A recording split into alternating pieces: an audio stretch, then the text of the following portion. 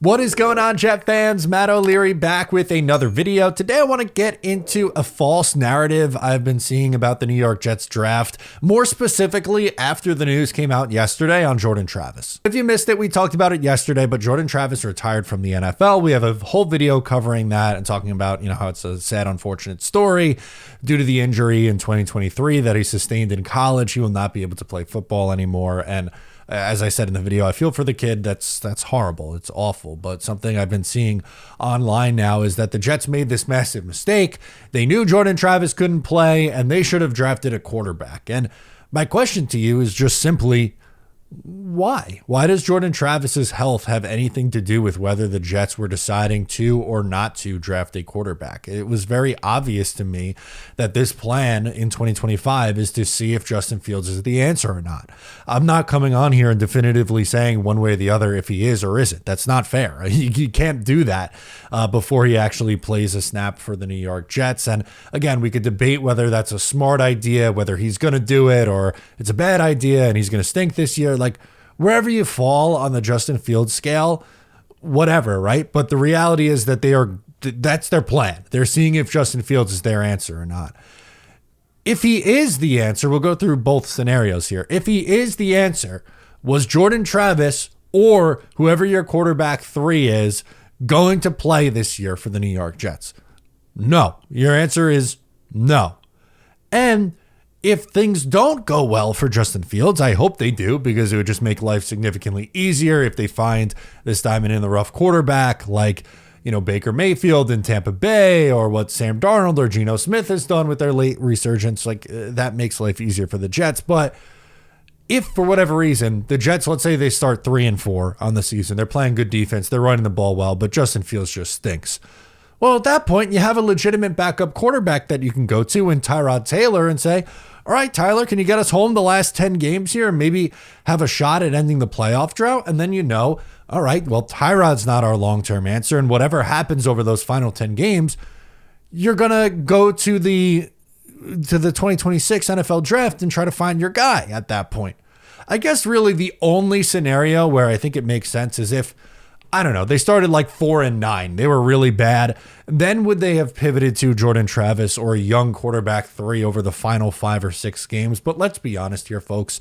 The chance of Jordan Travis or whoever they took on day 3 that was going to be their quarterback 3 behind Justin Fields or behind Tyrod Taylor, are they going to show you enough in the final 5 games to go, you know what? Yep, we're not drafting a quarterback. I know we're going to finish 6-11 or whatever, and have a top 10 pick. But we're not going to take a quarterback in this year's draft class. We're going to ride it out with Jordan Travis or Will Howard or Kyle McCord. To me, this just has no impact on the plan. Again, if Fields isn't your long-term answer, then you're finding your guy in the first round of the 2026 draft. That is the most likely way to land a franchise quarterback. Now, is there a chance that a guy like Kyle McCord or Will Howard or even Jordan Travis, if the injury wasn't there, was going to be the answer? Yeah, but it's a very, very, very, very small chance. Very small chance. A majority of the quarterbacks who are of the league's best are taken in round 1. There are outliers. Obviously, people point to Tom Brady and Brock Purdy and Dak Prescott and Kirk Cousins, and there's a few. But there's also numerous mid-round quarterbacks who are either just career backups, which is fine, or they just fizzle out after a couple years. Look at the Jets with Christian Hackenberg in the second round, or Bryce Petty, or James Morgan. Like, again, it's hard to find your franchise quarterback. We know that very well as Jet fans, but it's even harder if you're trying to do it outside of the first round.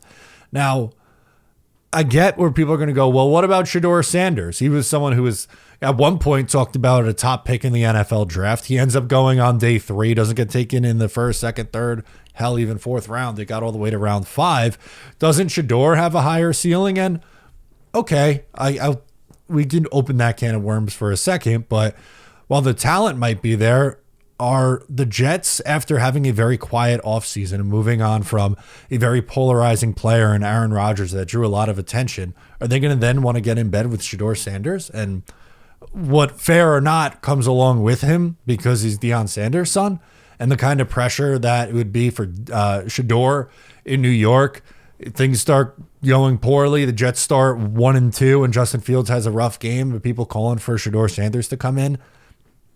I don't know if that's the greatest path to success either. So I get it. Fans want to be frustrated about something and they'll go, well, you should have drafted a quarterback now because Jordan Travis retired. I don't know. They signed a UDFA quarterback out of Missouri, Cook, and then they also have Adrian Martinez, who's still kicking around. You could sign a veteran. Carson Wentz is still a free agent at this point. Like, I'm not saying Carson Wentz is awesome, but we're talking about a third quarterback here on a 53-man roster. It's really not that serious, guys. Let me know what you think down below in the comments. Are you someone who is upset that the Jets did not draft a quarterback now, especially after Jordan Travis retires? Let me know. We'll chat it up in the comments. I'm Matt O'Leary. I'll catch you next time.